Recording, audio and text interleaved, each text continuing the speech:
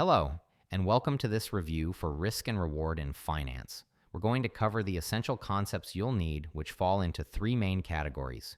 First, how we build smart portfolios. Second, the psychological traps that make us bad investors. And third, the technical skills required to value a major project. The first half of modern finance is about managing risk and reward. We start with the single most powerful idea, diversification. The core principle is simple. Don't put all your eggs in one basket.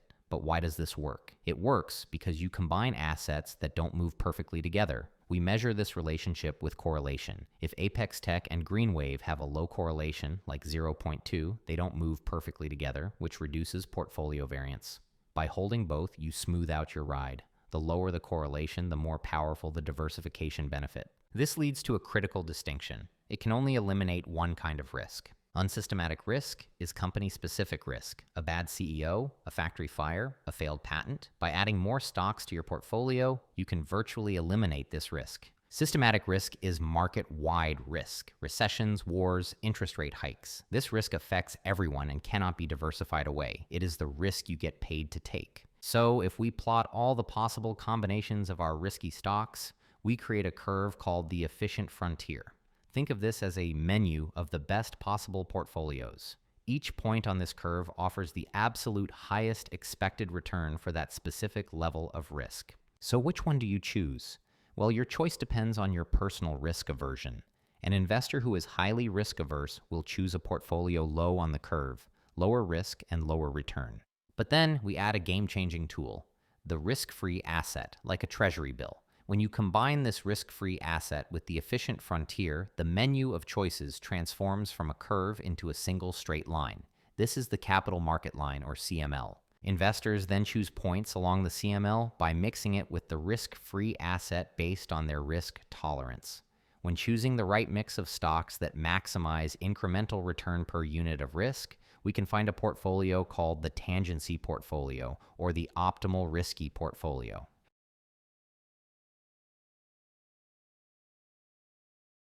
How do we know it's the best? We measure it with the Sharpe Ratio. The Sharpe Ratio is your ultimate report card. It tells you exactly how much return you're getting for every single unit of risk you take on. The optimal risky portfolio is simply the one with the highest possible Sharpe Ratio.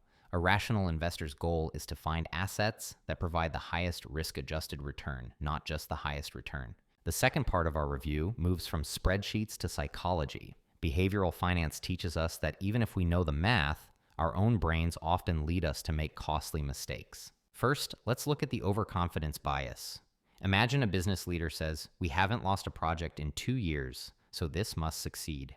They are letting recent, easily remembered success stories make them feel invincible and ignore the true long-term risks. Next, let's look at herd behavior. If we suggest making an investment in AI because everyone else is investing in AI, even if there are no tangible benefits to our company directly, we are likely triggering this bias. The sunk cost fallacy is when management says, "We've already spent so much time analyzing this, we might as well do it." Those past costs are gone. They are irrelevant to the future decision, but they feel important, and it traps us and leads to bad decision-making. Also, there's confirmation bias. This is the tendency to only seek out data that supports your existing beliefs and to ignore or underweight any evidence that suggests you might be wrong. A rational investor must fight these biases to make objective decisions. How do we fight bias? With a disciplined mathematical process. This is capital budgeting. The gold standard for this decision is net present value, or NPV. NPV tells us, in today's dollars, exactly how much value the project will create for the firm after accounting for the cost of the investment. The rule is simple. If the NPV is positive, you accept the project. If it's negative, you reject it. To find the NPV, we must discount the project's future cash flows. But what's the right discount rate? We start with the firm's hurdle rate, its overall cost of funding, the weighted average cost of capital, or WACC, and then adjust it for project-specific risk. The WACC is the blended average cost of the two ways a company funds itself, debt and equity. First, we find the cost of equity. The tool for this is the Capital Asset Pricing Model, or CAPM. This model says the return an investor demands is the risk-free rate plus compensation for the systematic risk they take on. That compensation is beta times the market risk premium. Beta measures how much the stock moves with the market. A beta of 1 moves with the market. A beta of 2 means the asset's sensitivity to market moves is about 2 to 1.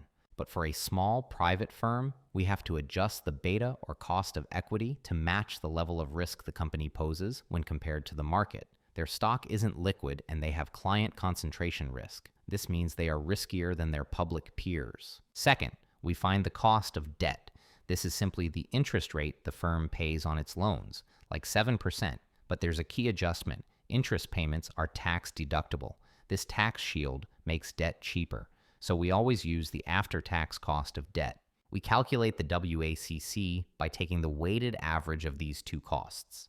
If the firm is 60% equity and 40% debt, we take 60% times the cost of equity plus 40% times the after-tax cost of debt. This WACC is the hurdle rate before project-specific adjustments.